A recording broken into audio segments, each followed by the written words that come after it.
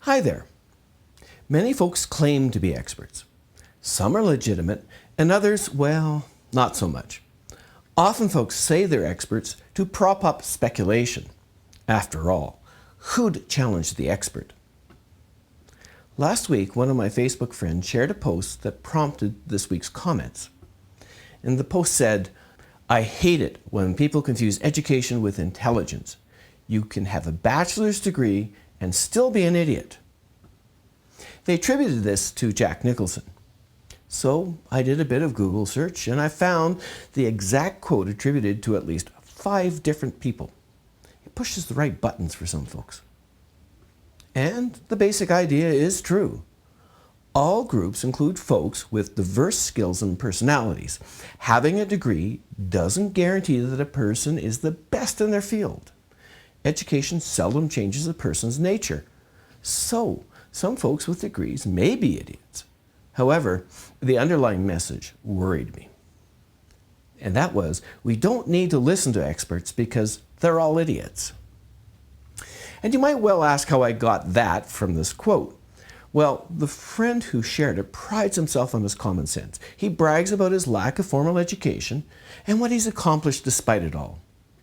He believes that all climate scientists are idiots and that COVID is a hoax. He says he has common sense, he can read, and he can make up his own mind. So yes, he wanted to undermine the experts. You know, a long time ago I attended an environmental assessment hearing. I saw a very young PhD assure the panel he was going to share very complicated information, but he'd do his best to simplify things so they could understand it. He called himself an expert. In doing so, he opened up his expertise for challenging cross-examination. He'd said it, now he had to prove it. Over the next 10 minutes, a lawyer grilled him about his resume, line by line, and the lawyer demanded he show how each bit of experience supported his testimony. And the young man couldn't do it. In the end, the experience reduced him to tears. The panel let it go on. A bit of payback for sneering at their expertise, I think. So, was this young PhD an idiot? Not really. He was simply inexperienced. Were the panel members being idiots? Perhaps a little bit, but their reaction was predictable under the circumstances.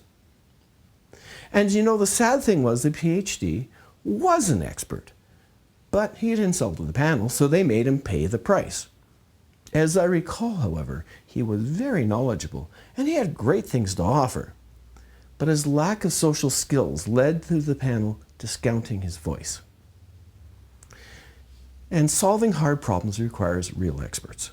You can't replace it with a 5-minute Google search, so-called common sense, and speculation. So, while they're always idiots, we have to be careful not to discount the message because the messenger is ham-handed. And we have to be careful not to buy into stupid arguments meant to undermine the value of expertise. I want to wrap this up this week by acknowledging that academic training is not the be-all and end-all. My father was one of the most intelligent men I've ever known, and the Depression forced him to leave school at grade 6. But my parents planned for us to go to university even before we entered kindergarten. They saw it as a better path for us. So this background gave me the chance to observe both sides of this debate close up. And yes, there are idiots everywhere.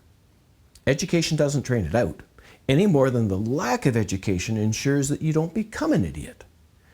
It's a human condition. It's not a reason to discredit expertise to justify inaction. Stay safe. Until next time.